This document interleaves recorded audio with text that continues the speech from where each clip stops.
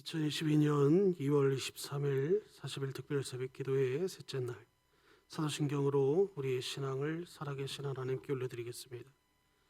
전능하사 천지를 만드신 하나님 아버지를 내가 믿사오며 그 외아들 우리 주 예수 그리스도를 믿사오니 이는 성령으로 잉태하사 동정녀 마리아에게 나시고 본디오 빌라도에게 고난을 받으사 십자가에 못 박혀 죽으시고 장사한 지 사흘 만에 죽은 자 가운데서 다시 살아나시며 하늘에 오르사 전능하신 하나님 우편에 앉아 계시다가 저리로서 산 자와 죽은 자를 심판하러 오시리라.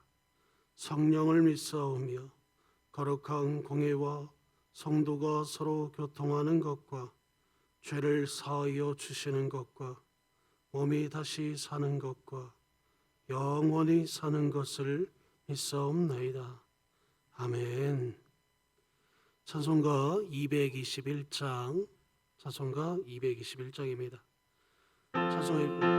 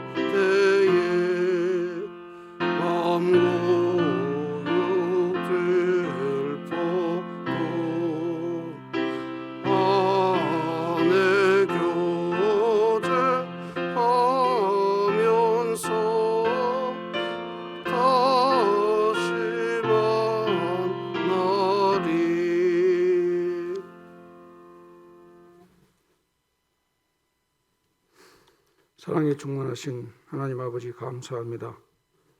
지난 밤도 주님의 품 안에 품어주셨다가 꿀잠을 이루게 하시고 복된 새벽 이 시간 주님 앞에 예배하며 주님을 기도하게 하심을, 주님께 기도할 수 있도록 은혜 주심을 감사합니다. 하나님, 우리는 몸된 성전이라고 주님 말씀해 주었습니다. 몸된 성전인 저희가 어떻게 하여 그리스도의 삶을 주님의 뜻 안에서 주님이 원하는 삶이 되었는지 이 특별 새벽 기도 시간에 깨닫게 하여 주옵시고, 주님이 원하신 바가, 주님의 뜻하신 바가 다 이루어 드리는 귀하고 복된 시간들이 되어줄 수 있도록 주님 인도해 주옵소서. 하나님, 벌써 한 해를 시작한 지 2달이 지났습니다. 이수와 같은 세월을 그냥 흘려보지 말게 하여 주옵시고, 참으로 이 세대에 더욱더 주님 앞에 가까이 하는, 주님을 더욱더 뜨겁게 섬기는 저희 교회가 되어줄 수 있도록 은혜를 허락해 주옵소서.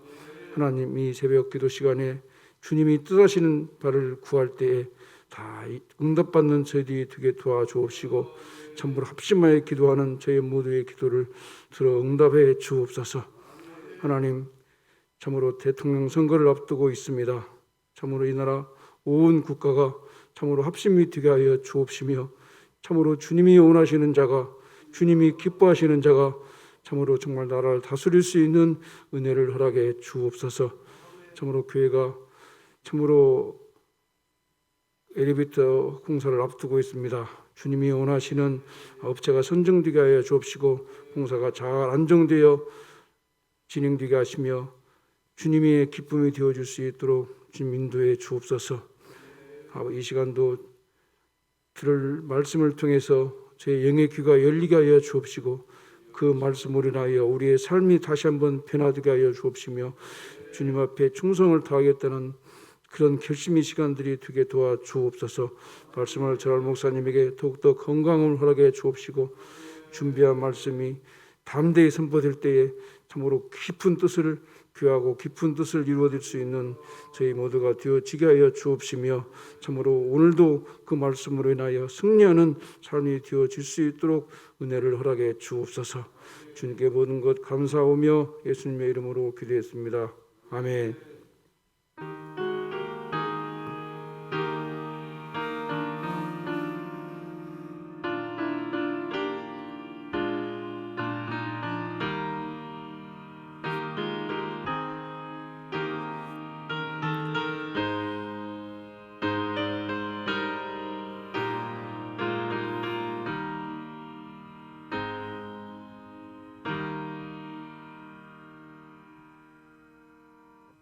오늘 우리에게 주신 말씀은 요한복음 5장 1절에서 10절 말씀까지입니다. 요한복음 5장 1절에서 10절 말씀까지입니다. 신약성경 149쪽에 있습니다. 요한복음 5장 1절에서 10절 말씀까지입니다. 다 찾으신 줄 알고 제가 봉독해 올리겠습니다. 그 후에 유대인의 명절이 되어 예수께서 예루살렘에 올라가시니라. 예루살렘에 있는 양문 곁에 히브리 말로 베데스다라 하는 못이 있는데 거기에 행각 5이 있고 그 안에 많은 병자, 맹인, 다리 저는 사람, 혈기 마른 사람들이 누워 물의 움직임을 기다리니 이는 천사가 가끔 못에 내려와 물을 움직이게 하는데 움직인 후에 먼저 들어가는 자는 어떤 병에 걸렸든지 낫게 되밀어라. 거기 38해 된 병자가 있더라. 예수께서 그 누운 것을 보시고 병이 벌써 오래된 줄 아시고 이르시되 내가 낫고자 하느냐. 병자가 대답하되 주여 물이 움직일 때에 나를 못에 넣어주는 사람이 없어 내가 가는 동안에 다른 사람이 먼저 내려가나이다. 예수께서 이르시되 일어나 내 자리를 들고 걸어가라 하시니 그 사람이 곧 나와서 자리를 들고 걸어가니라. 이날은 안식일이니 유대인들이 병 나은 사람에게 이르되 안식일인데 내가 자리를 들고 가는 것이 옳지 아니하니라. 아멘.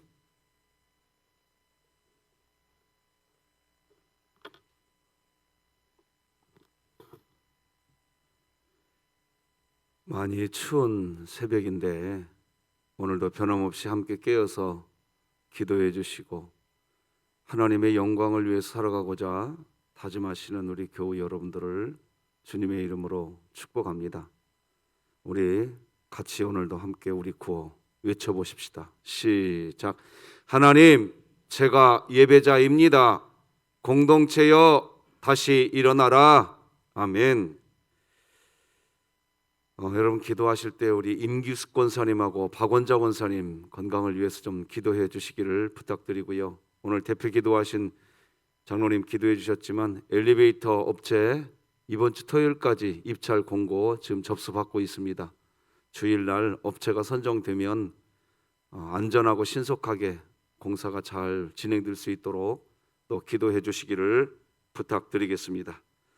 오늘은 공동체, 교회가 아니기에 겪는 고통, 이런 제목으로 말씀 나누겠습니다. 이번 40일 특별 새벽기도의 주제는 교회 성전된 그리스도인이 누리는 안식입니다. 그리고 이번 주 주제는 이제 여러분 기억하시겠지만 경쟁이 아니라 안식이다. 우리가 총 8주간 새벽 예배를 드리게 될 텐데 특별 새벽기도회를 8가지 주제, 첫 번째 주제는 경쟁이 아니라 안식이다. 이런 주제입니다.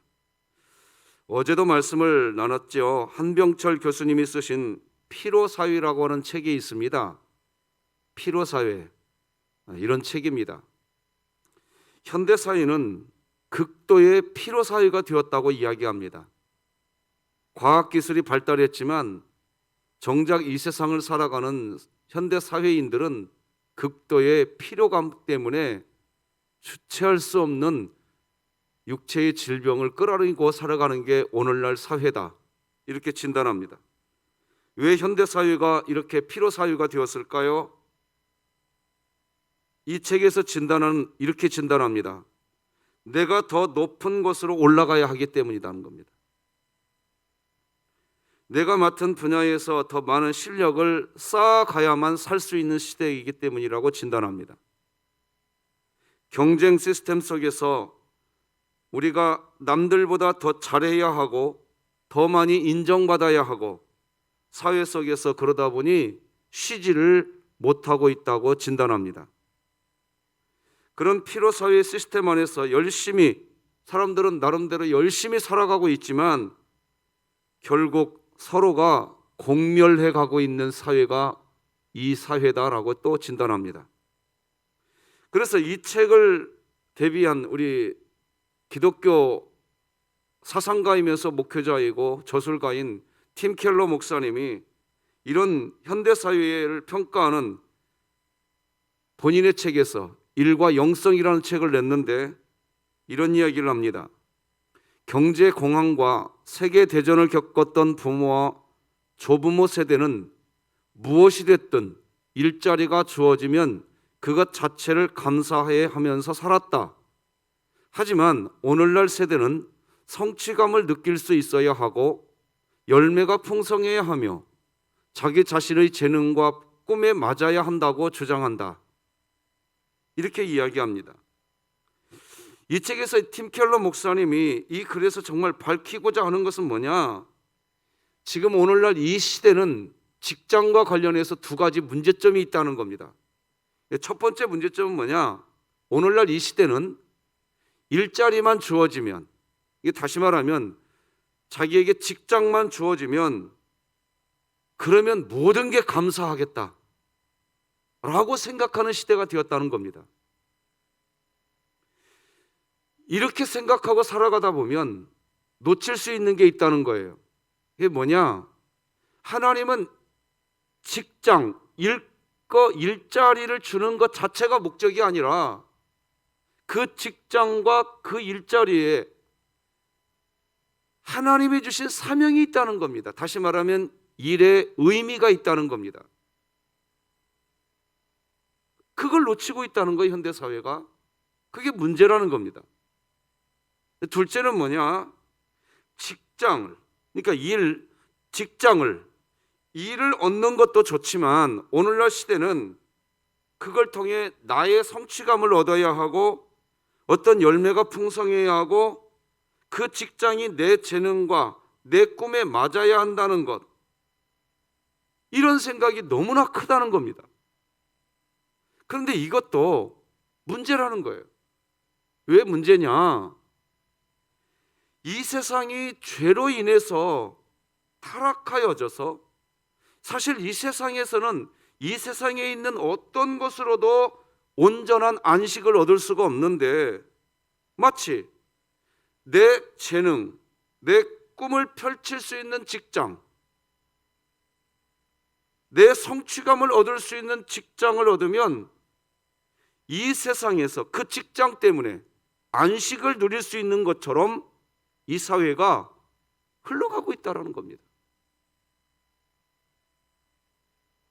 결국 오늘날의 시대가 둘 다 잘못된 문화의 내러티브 안에서 그 안에서 사람들이 속고 있다는 겁니다. 오늘날 사람들의 삶의 목적이 무엇입니까? 라고 하면 이렇게 대답합니다. 직업적 비전의 성취입니다. 즉, 내가 좋아하는 직업을 얻어서 내가 원하고 내가 소망하는 것을 이뤄가는 것, 그것이 오늘날 사람들의 비전이 되었습니다. 여기에 핵심은 나입니다. 나예요. 오늘 본문을 보면 유대인의 명절이 되어서 예수님이 예루살렘에 올라가셨다고 기록합니다. 당연히 유대인의 명절이 되어서 예루살렘에 올라간 것은 예수님만 올라가신 게 아니라 전국 각지에 있는 모든 유대인들이 다 예루살렘으로 올라갔다는 의미입니다. 모든 유대인들이 다 올라갔습니다. 다시 한번 오늘 본문 1절을 읽어드리겠습니다. 그 후에 유대인의 명절이 되어, 여기 보면 유대인의 명절이라고 이야기하지 않습니까? 예수께서 예루살렘에 올라가시니라. 사람들이 명절이 되어서 예루살렘 성전에 모였습니다. 바로 자기 자신의 꿈을 안고 모였습니다. 다른 말로 하면 바로 자기 자신의 직업적 비전의 성취의 꿈, 그것을 가지고 사람들은 유대인의 명절이 되어 예루살렘 성전에 모여서 이제 간절히 축제와 같은 제사, 그러면서 간절히 자기들의 기도의 제목을 기도합니다. 하나님, 제가 원하는 직업을 갖게 해 주시옵소서. 또 어떤 이는 하나님, 제가 원하는 직업을 저는 이제 가졌습니다. 이 직업을 통해 내가 성취감을 누리게 하여 주시옵소서. 이 직업을 통해 내 재능이 발휘되게 하여 주시옵소서. 이 직업을 통해 내 꿈이 이루어지게 하여 주시옵소서. 제가 이런 기도 자체를 부정하려고 이렇게 메시지를 전하는 게 아닙니다. 그러나 기억해야 합니다. 이미 교회, 성전된 그리스도인이 누리는 안식은 여러분 거기에서 오는 거 아닙니다. 그것은 세컨더리에서 오는 겁니다. 그리고 그것을 물론 사람들이 이룰 수도 있습니다. 자기가 원하는 직업을 얻을 수도 있고 자기가 원하는 직업에서 자기의 재능, 자기의 꿈을 성취할 수도 있겠습니다. 그러나 그런 식의 삶, 즉 직업적 비전의 성취가 목표가 되는 순간 그 목표가 우상이 된다는 것을 결코 잊어서는 안 됩니다. 본문 2절을 다 같이 한번 읽어보십시다. 시작. 예루살렘에 있는 양문 곁에 히브리 말로 베데스다라 하는 못이 있는데 거기에 행각 5이 있고, 양문은 양의 문입니다. 양들이 들어가고 나가는 문이죠. 근데 그 양문 곁에 히브리 말로 베데스다라고 하는 못이 있대요. 여러분, 이 베데스다가 뭡니까? 베데스다는 베트라고 하는 집이라는 의미를 갖고 있는 단어와 잡이라고 하는 단어를 갖고 있는 헤세드라고 하는 단어가 합쳐진 게 베데스다입니다. 헤세드의 집입니다. 자비의 집인 것이죠. 헤세드의 집, 자비의 집인데, 그런데 어떤 상태입니까? 병자, 맹인, 다리 저는 사람, 혈기 마른 사람, 그분들로만 가득합니다. 3절 읽어드리겠습니다. 그 안에 많은 병자, 맹인, 다리 저는 사람, 혈기 마른 사람들이 누워 물의 움직임을 기다리니. 이 사람들은 왜 여기에 모여 있을까요? 헤세드의 집에, 자비의 집에, 인생, 삶의 현장에서 자비를 누리지 못한 사람들만 여기에 지금 모여 있는 겁니다. 여러분, 이 사람들이 원래 어디에 있어야 할까요?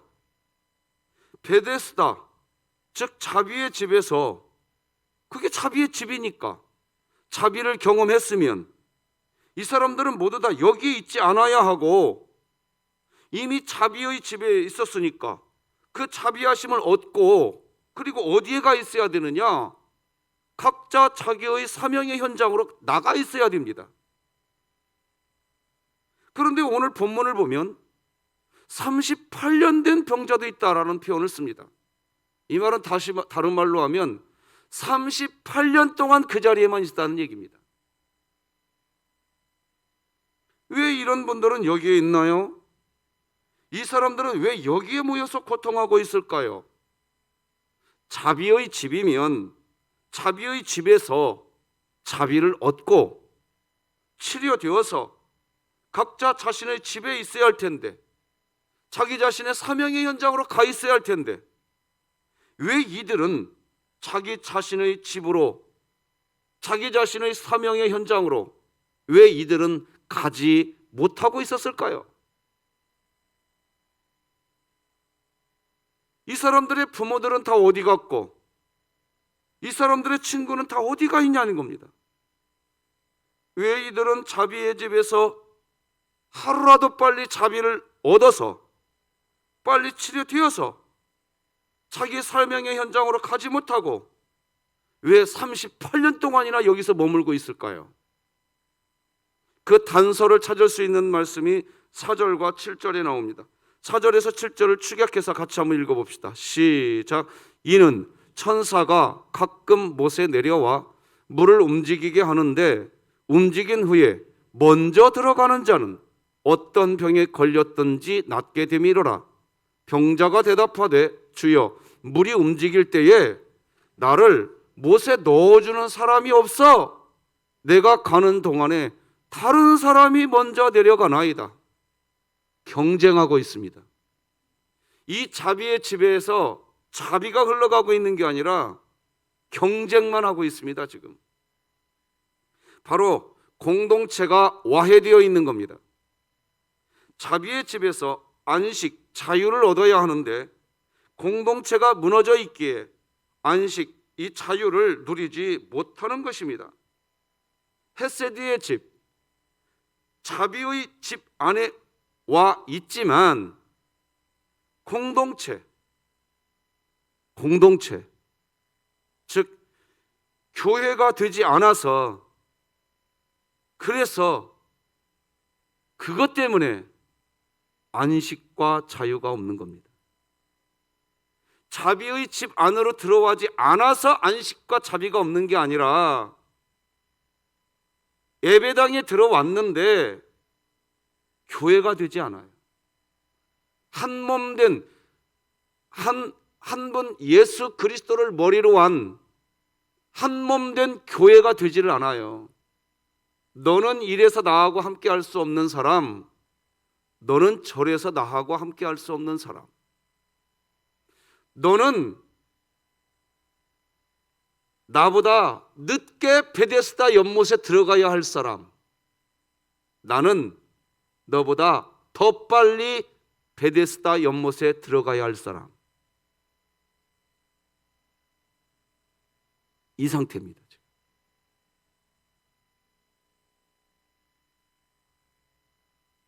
그렇기에 이 자비의 집에는 하나도 자비가 없고 병자와 맹인과 다리 저는 사람과 혈기 마른 사람밖에 없는 거예요. 자비의 집 문을 열고 들어갔는데 자비가 보이는 것 하나도 안 보여요. 거기에는 경쟁만 있는 거예요. 지금 예배당, 자비의 집, 헤세드의 장소에 나왔는데 교회가 되지 못하고 안식이 없는 겁니다. 모든 사람들이 개인의 꿈을 인생의 비전으로 삼고 있기 때문입니다. 개인의 비전이 인생의 비전이 되는 것은 비극입니다.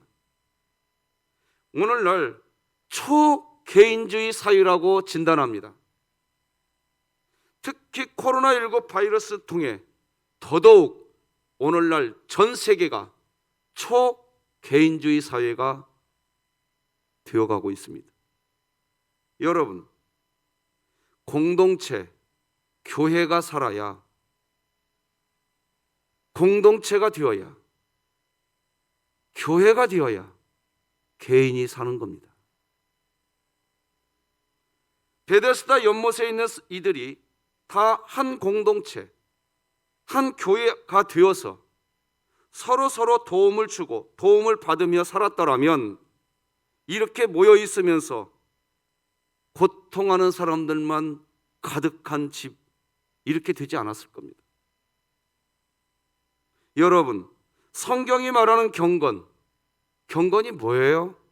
언젠가도 설명을 드렸죠. 기독교 경건이 뭐지요? 야고보서 1장 26절 27절 읽어드리겠습니다. 누구든지 스스로 경건하다 생각하며 자기 혀를 재걸물리지 아니하고 자기 마음을 속이면 이 사람의 경건은 헛것이라.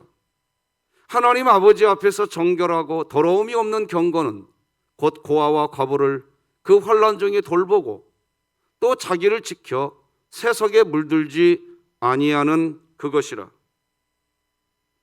경건하다고 하면서 말을 함부로 하는 것은 경건이 아니라는 겁니다. 하나님의 영광이라는 것을 이야기하면서 말을 함부로 해버려요. 그건 경건이 아니라는 겁니다. 경건은 실천이라고 이야기합니다. 즉 하나님 아버지 앞에서 정결하고 더러움이 없는 경건은 곧 고아와 과부를 그 환난 중에 돌보고 또 자기를 지켜 세속에 물들지 아니하는 그것이라. 이렇게 기록합니다. 특히 여러분 여기 보면 자기를 지켜 세속에 물들지 아니한다라고 기록합니다.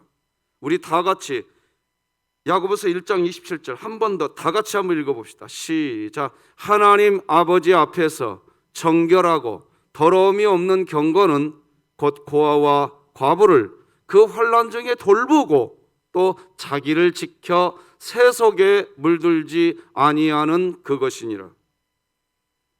자기를 지켜 세속에 물들지 않고 그래서 고아와 과부를 돌보는 것, 이걸 다른 말로 표현해 볼까요? 자기 중심성에서 벗어나 공동체가 되라는 얘기입니다. 또 다른 말로 표현해 볼까요? 자기 중심성에서 벗어나 예배당이 왔다면 교회 되라는 얘기입니다. 내가 예배당에 왔으니까 내가 교회다. 성전된 그리스도인 그것 자체를 제가 부정하는 거 아닙니다. 성령 하나님이 우리에게 와 있어서 성전된 그리스도인이 된 것 부정하는 거 아니에요. 제가 포커스를 맞추고 이야기하는 건 뭐냐? 예수님께서는 베드로에게 이야기합니다. 주는 그리스도시요 살아계신 하나님의 아들이십니다 라고 이야기할 때에 예수님께서 그 베드로에게 뭐라고 얘기하느냐? 네가 말한 이 반석 위에, 방금 말한 네 신앙 고백 위에 내 교회를 세울 것이다 라고 이야기하십니다. 그 얘기는 뭔 얘기입니까? 교회는 에클레시아, 하나님을 믿는 사람들이 모여있는 그 모임이 교회인 겁니다. 자, 제가 교회라는 단어와 성전이라는 단어를 이 현수막에 같이 쓰고 있습니다. 예배당에 와서 하나님을 예배하고 싶다면 그분은 이미 성전이 되셨습니다. 그러나 교회 되셔야 된다는 얘기입니다. 이 말이 이해가 되셔야 됩니다.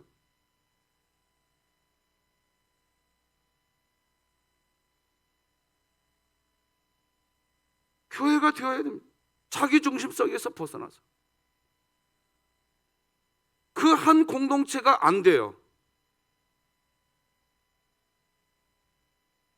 그러면 교회가 될 수가 없는 거죠. 교회에 와 있지만 혼자입니다. 내가 나를 사랑하는 것보다 더 사랑하는 상태. 자, 여러분 지금 읽어드린 말씀을 한번 따라서 해보죠. 내가 나를 사랑하는 것보다 더 사랑하는 대상이 있는 상태. 바로 그것이 교회가 된 상태입니다. 그게 공동체. 자, 예수님을 머리로 한 몸이라고 하니까 제가 제 몸을 갖고 설명해 볼게요. 주님께 좀 제가 누추한 설명이 될 수도 있겠지만 제 머리가 예수님이라고 하십시다. 그 중에 이 손이 저라고 하십시다. 저 박충건이라고 해봅시다. 이 손은 손을 위해서 일을 합니까? 이 손을 갖고 제가 젓가락을 잡고 수저를 잡고 다 이 몸을 위해서 손이 일을 하는 겁니다. 여러분은 그리고 우리 교회는 이 코로나19 시대 내가 나를 사랑하는 것보다 이 예배당에 오면 내가 나를 사랑하는 것보다 더 사랑하는 대상이 있으시냐 이겁니다. 이 손이 내 이 몸을 위해서 수고하듯이 예배당에 온 목적이 다른 몸을 위해서 애쓰는 마음이 있냐 이겁니다. 그걸 교회라고 이야기하는 거란 말입니다. 교회 되시기 바랍니다.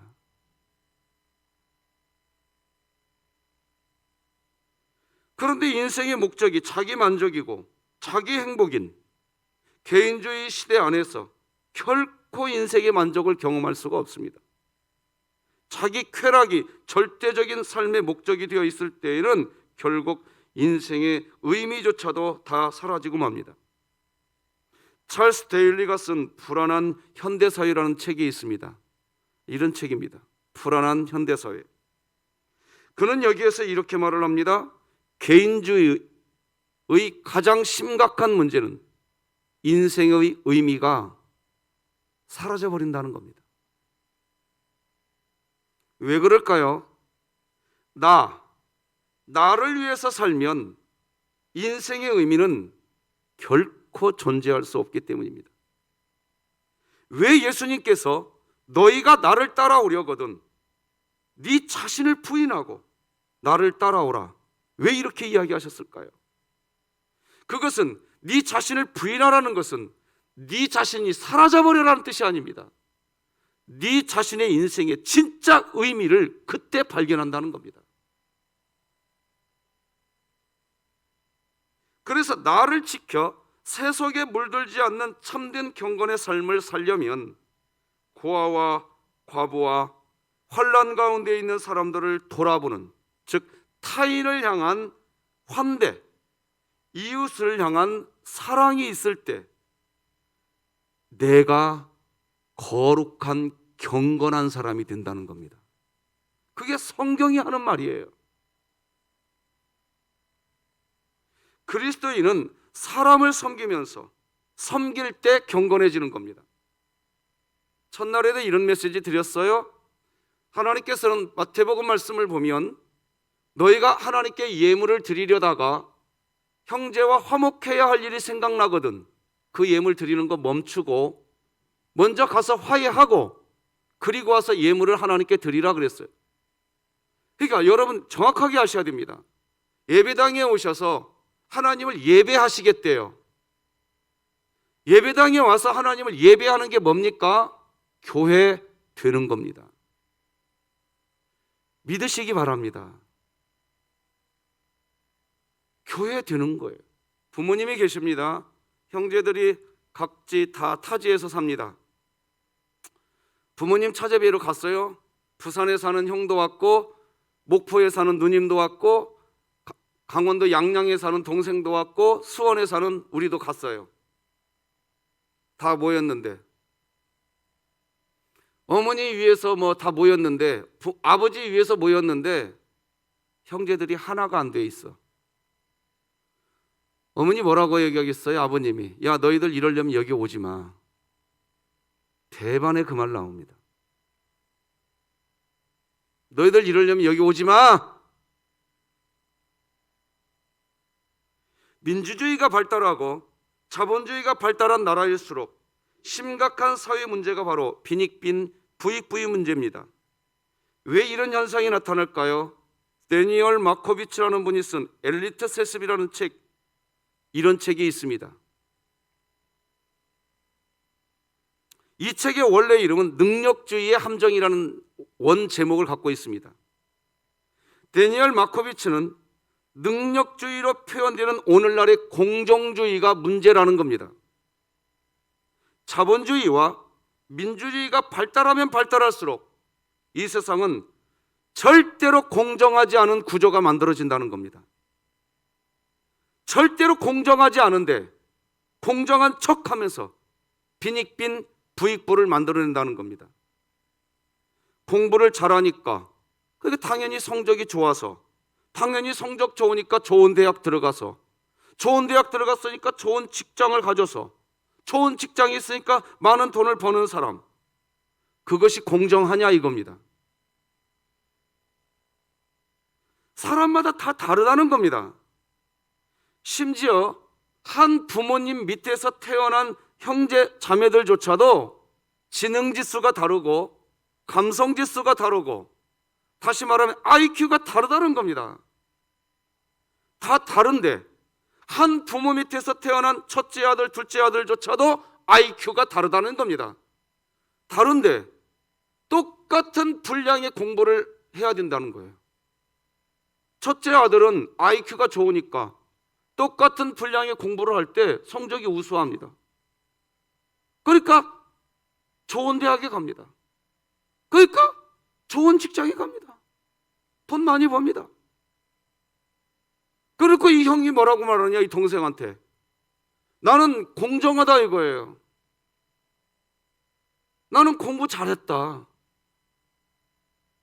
실력이 좋다. 오늘날 이 민주주의와 이 자본주의 사회가 딱 그 기준 하나만 가지고 어떤 사람은 캐슬에 살고 어떤 사람은 상류 사회가 된단 말이에요. 그런데 어떤 사람은 IQ 자체가 낮아요. 근데 똑같은 분량의 공부를 해야 되는데 그런 구조로 만들어 놨어요. 그래서 이 사람은 공부할 수가 없는 거예요. 이 사람은 하류 사회로 내려가는 거예요. 그러니까 이 사회가 공정하대. 왜 공정하냐? 실력 있는 사람은 실력 있는 만큼 대우받는 거고 실력 없는 사람은 실력 없는 만큼 니들은 그렇게 사는 거야. 그래서 데니엘 마코비치는 엘리트 사회, 세습사회라는 책에서 이 사회는 절대로 공정하지가 않다. IQ가 다르면 출발설도 다르게, 여러분 육상 경기를 보면요 트랙을 몇 바퀴 도는 것이 있어요. 그러면 육상 경기 선수들이 일직선으로 서지 않습니다. 그죠? 트랙, 이게 운동장을 몇 바퀴 돌아요. 뭐 3,000m, 5,000m 뭐 계주를 한다든가 할 때 보면 선수들이 이렇게 대각선으로 씁니다. 저 끝쪽에서 트랙을 돌아야 될 선수들은 앞쪽으로 나가 있습니다. 이게 공정한 거죠. 그렇게 돼야지요.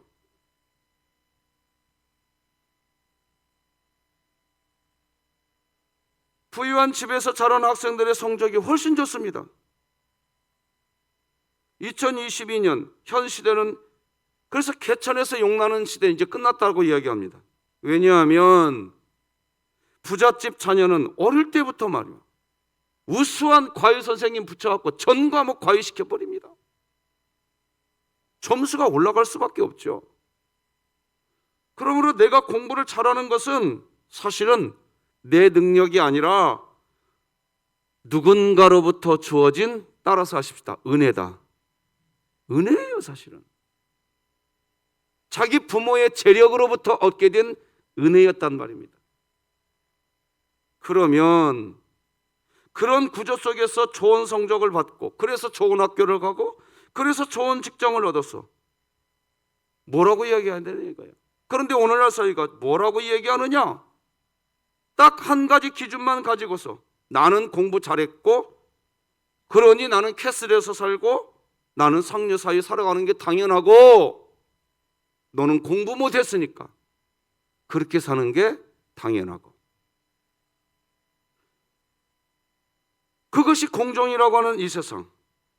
하지만 그런 식의 이 세상은 하나도 공정한 게 아니고 하나도 어떤 능력의 기준도 아니라는 겁니다. 데니엘 마코비치가 주장하는 엘리트 사회라는 세상, 이 책에서 이걸 이야기합니다. 그런데도 빈익빈 부익부 시스템의 속에서 허덕이고 있는 사람들이 가득한, 그저 자본주의 시스템 아래에서 그저 공부를 잘하지 못한 것 때문이라고, 나는 공부 잘한 것 때문이라고. 공부 잘한 것은 부모님에게 물려받은 은혜, IQ 좋은 은혜, 거기서부터 부모님이 가지고 있는 재력, 그래서 내가 엘리트 사회의 계층으로 올라간 것은 내가 아니라 누군가의 도움으로 내가 그렇게 되었다는 것을 사회가 가르쳐 줘야지요. 그래서 엘리트가 되면 될수록 나가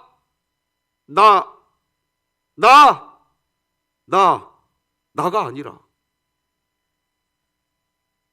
네가 그걸 누릴 수 있는 것은 은혜였다. 이걸 가르쳐 줘야죠.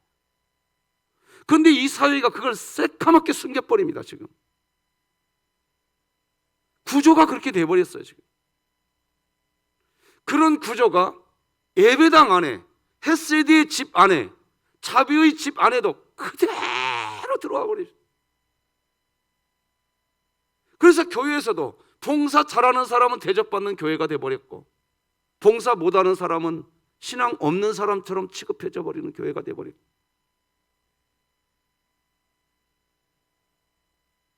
공동체가 교회가 될 틈이 없어요. 그러니까 우리는 이번 특별 새벽 기도를 왜 하느냐? 혹시라도 여러분, 하나님, 나의 안식이 만약에 이번 특별 새벽 기도의 주 기도 제목이라면 조금 궤도 수정 좀 해줄, 궤도 수정 한번 해볼 도전을 한번 해주시면 안 되겠습니까? 안 되겠냐고요. 그 궤도 수정이 안 되는 한 이것은 아무리 헤세드의 집이라고 할지라도, 자비의 집이라고 할지라도 이것은 자비가 없을 겁니다. 경쟁만 있을 겁니다. 서든동 44-1번지 여기에도 말입니다.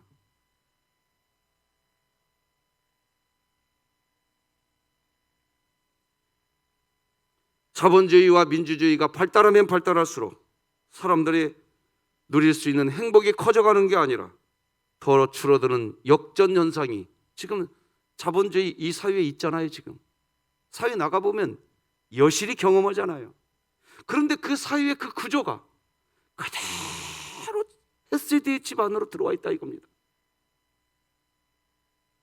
한번 동의가 되신다면 따라서 해주시면 좋겠습니다. 경쟁이 아니라 안식이다. 말씀 맺겠습니다. 우리는 지금 교회, 성전된 그리스도인이 누리는 안식이라는 주제로 말씀을 나누고 있습니다.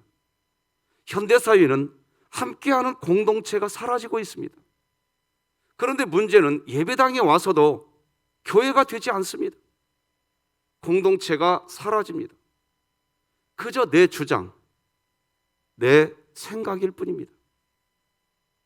오늘 본문 4절로 7절을 다시 한번 함께 더 읽어보십시다. 시작. 이는 천사가 가끔 못에 내려와 물을 움직이게 하는데 움직인 후에 먼저 들어가는 자는 어떤 병에 걸렸든지 낫게 되밀어라. 병자가 대답하되 주여, 물이 움직일 때에 나를 못에 넣어주는 사람이 없어 내가 가는 동안에 다른 사람이 먼저 내려가나이다. 헤세드의 집, 자비의 집 안에 있지만 여전히 병자이고 여전히 맹인이고 여전히 다리 저는 사람이고 여전히 혈기 마른 사람의 모습뿐입니다. 이유는 공동체, 교회가 아니기 때문입니다. 기도하시겠습니다. 하나님 아버지, 교회, 성전된 그리스도인이 누리는 안식, 이번 40일 특별 새벽 기도회를 통해서 사라진 공동체가, 사라진 교회가 다시 세워지게 하여 주시옵소서. 예배당에 와서도 교회가 되지 않았던 우리 한 사람 한 사람, 나 자신부터 주여 제가 교회 되게 하여 주시옵소서. 그래서 경쟁하는 교회가 아니라 서로에게 안식을 나눠줄 수 있는 헤세드의 집, 우리 진흥교회 되게 하여 주시옵소서. 자비의 집이 되게 하여 주시옵소서. 하나님, 그것이 하나님께 드리는 예배가 될 줄로 믿습니다. 우리 하나님께 온전한 예배자로 세워져 가는 40일 특별 새벽 기도회 되게 하여 주시옵소서. 예수님의 이름으로 기도드립니다. 아멘. 예수님의 은혜와 하나님 아버지의 극진하신 사랑과 성령님의 감화 감동 내주 역사 충만 교통하심이 새벽을 깨우고 함께 기도하는 예배당의 예배자들과 영상으로 예배하는 모든 우리 진흥교회 성도들 머리 위에와 가정과 자녀들 인생 위에, 우리 진흥교회 위에 이제로 영원토록 함께할지어다. 아멘.